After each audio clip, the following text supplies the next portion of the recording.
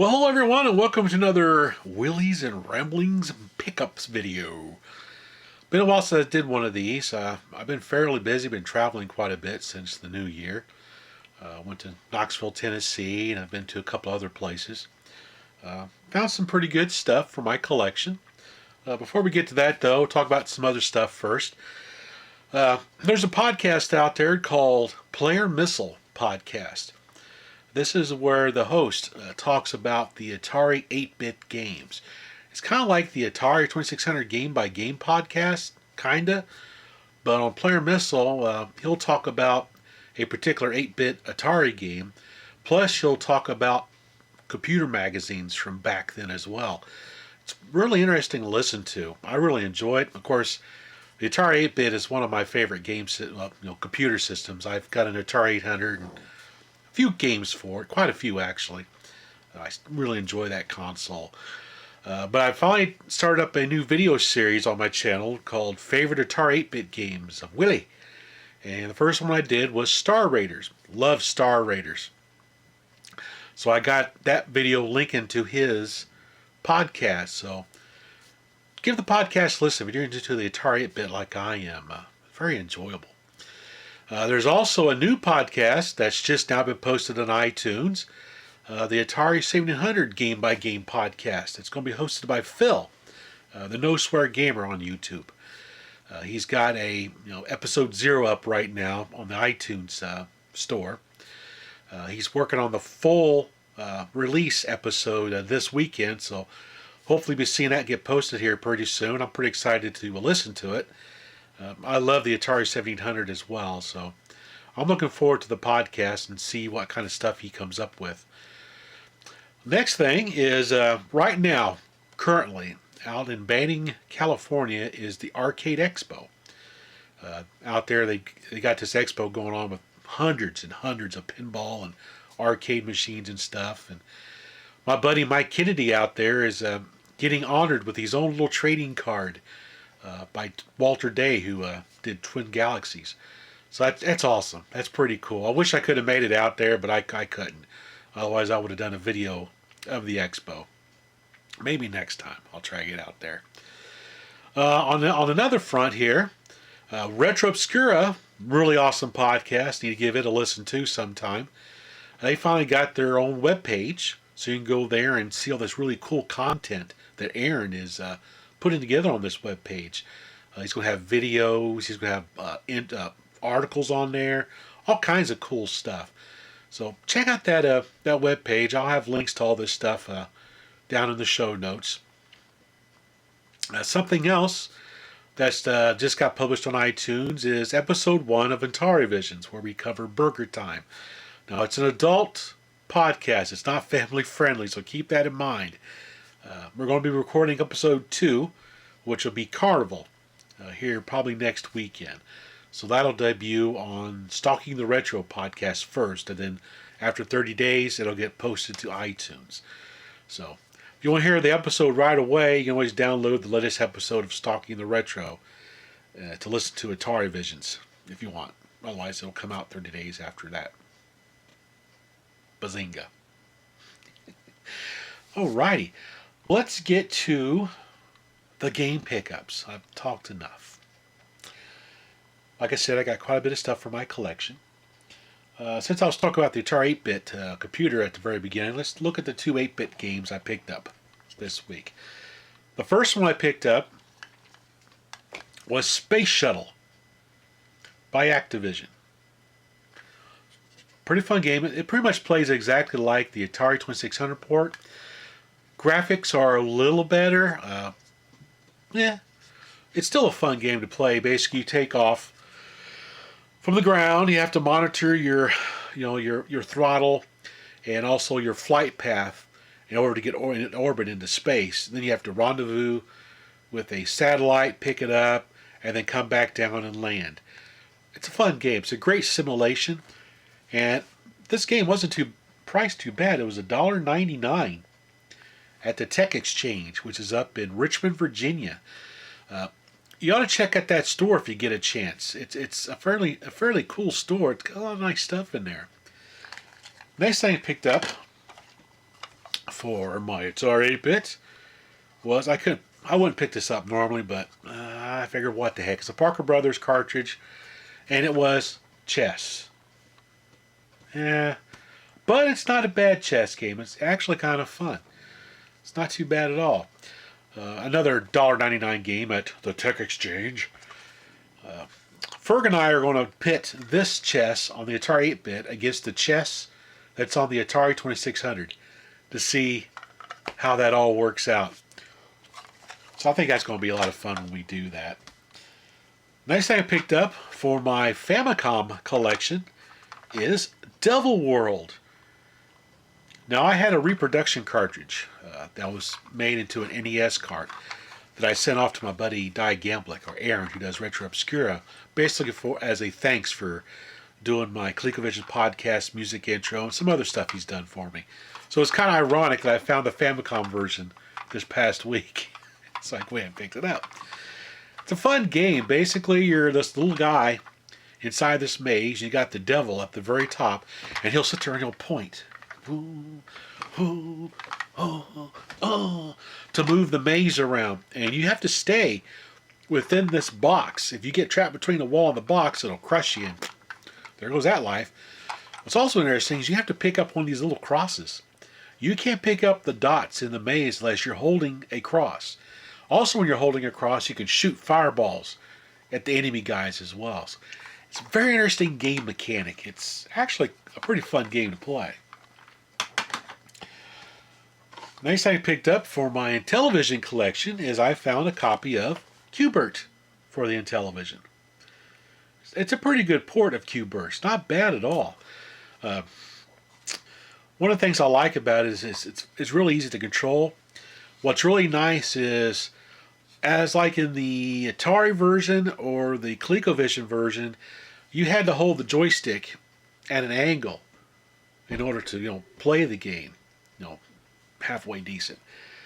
This one, actually, you just push the directional pad in the four corners and you go diagonal jump. So it's more intuitive with this to jump around that pyramid. So it's a little easier to control Qbert in this game. It does suffer some graphic anomalies. Mainly the pyramid at Qbert's orange is kind of squished like this and a little bit shorter than the arcade version, but it is not bad at all. It's a really fun version of Qbert to play. So I'm pretty happy to have this in my collection. The next thing I picked up for my Sega CD collection is I found Echo the Dolphin, the not-for-resale version that has two games inside. The original Echo and Echo the Tides of Time. That's right? Yeah, the Tides of Time. Now, I've never really played the Echo games a whole lot. I know you talk to the other dolphins to get clues and stuff of what you're supposed to do in the level, and you swim around. I found myself just swimming around the ocean, jumping up out of the surface, zipping around. I have more fun doing that than actually playing the game. But oh well. This is kind of neat, this little CD. I see they have a Streets of Rage one, a Revenge of Shinobi, a Columns. Ooh, they got a Golden Axe one. Now that's cool. I might find the Golden Axe one of these. And they got a Super Monaco GP. Ooh, that's awesome. I have to keep an eye out for one of those. Then for my Sega Genesis, I picked up Frogger for the Sega Genesis. It's basically the arcade game of Frogger. It's not been enhanced or anything. It's basically looks like the arcade version of Frogger. And I think this is one of the last one of the last games officially released for the Sega Genesis. But I'm not 100% sure. Maybe my buds over on the Genesis Gems podcast, maybe they'll know when they get to this game. Another good podcast to listen to. Then, for my PlayStation collection, I picked up Einhander. Oh, awesome. I love vertical scrolling shoot 'em up games a lot. This thing is in pristine condition. Anyway, back to Einhander. It's a scrolling shoot 'em up game. It is awesome. What's really cool is you can get these power-ups. And you could have 3 different power-ups that you can select on your ship. So you see you have like three little storage ports. If you look on the screen, you'll see like three little green squares. So I can put a cannon in one, missiles in another one, some other kind of gun in the third one. And I click the R1 and L1 to scroll back and forth to select what secondary weapon I want to use besides the primary one I have. It's awesome. I really like the explosion effects and the 3D kind of effects they do, where they kind of turn the screen at a 3/4 view and you're flying down into it. I never knew about this game, never heard of it. I was like, wow, this thing is awesome. So I'm still discovering awesome games on these older systems, which that's part of the fun. It's, looking for stuff and finding things you never heard of and playing them and rediscovering them for the first time. So yeah, this is definitely one to get for your collection if you ever come across it. Love it. It's great. Now for my Sega Saturn, I picked up the original Tomb Raider. Awesome. First played this on the PC. And it's a pretty good game. I enjoy the original Tomb Raider game. One of the things I like is how Lara Croft will auto-target enemies with their guns if you got them out. So you're not flipping around the screen trying to aim your gun to shoot at something. It automatically does it for you, which makes it a little bit nicer. And it's kind of neat to explore. There's a whole lot of running around that you're doing in these games. But for the first in the series, it set a lot of precedents. And there's a lot of sequels that came out of the Tomb Raider franchise that are all really cool. I got one on my Dreamcast. It's got like an Egyptian kind of thing at the very beginning. I can't remember what it's called. It's awesome. I like that one too. Next thing I picked up for my Sega Saturn what's this? Croc, The Legend of Gobos. This is a fun platformer game. Plus, it uses the 3D controller like you would use in Nights into Dreams. So it controls fairly well, though I'm trying to get used to it. Basically, it's a platformer game, and you collect these looks like little diamonds or something. Kind of like Sonic, where you collect up these rings. Well, in this case, you collect diamonds. And every time you get hit, you lose some diamonds. If you get down to 0 diamonds in your inventory, then you lose a life. So you got to keep an eye on how many diamonds you have at any other time. Animations are great. One of my favorite animations that this little crocodile guy does is when you hit the little trigger buttons on the controller, he'll do a little sidestep. And every time he does that sidestep, I start thinking, do a little dance, do a little love, get down tonight. It cracks me up. Anyway, enough of that. Next game I picked up for my Sega Saturn is Darius Gaiden, or something like that. Another scrolling shoot-'em-up game that is freaking awesome. Really great graphics, hard as heck, but man, this thing is great. I think this is a port of the arcade version of Darius Gaiden. I'm pretty sure it is. Great game. Man, this thing is awesome. I picked this up at the Tech Exchange up in Richmond. Awesome. All right, moving on. We're moving on. Next thing I picked up for my Coleco collection is I found the Saxon Tabletop. Yes! Awesome. This thing is cool, man. It's awful big. It's huge.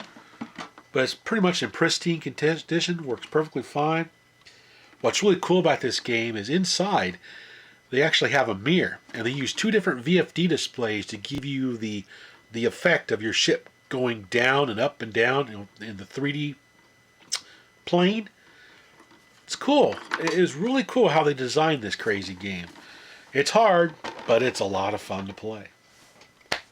And then the last thing I picked up, which is no big deal at all, is a ColecoVision steering wheel. Now, this is the second one I've got. So I got 2 of these bad boys now. And the reason why I wanted another one is because there's a game that Collector Vision put out a couple of years ago or so. I don't think you can get it anymore. It was called Burn Rubber. And the game is basically a racing game. Think of like RC Pro-Am on the Nintendo. Kind of like that a little bit. Or Auto Race on the Intellivision. It's more like Auto Race on the Intellivision than anything else. You can use the regular joystick controller and everything to play the game. But if you got two steering wheels, you hook up two steering wheels, and then each player has their own steering wheel to steer their car and a foot pedal to accelerate. So it's like having Super Sprint on the ColecoVision. Awesome! So I'll have my wife play me at this game using these two steering wheels. So that's going to be pretty cool. Alright. Don't know when I'll be having the next one of these because I got to go out of town on business again. And unfortunately where I'm going is very, very out in the middle of nowhere. And I've already been looking and there's nothing, within a decent drive in the evening to go to. So I don't know if I'll have anything for next weekend for pickups, but you never know. I may find something out there. But anyway, that's everything. That's all the pickups for this week. Thanks for watching.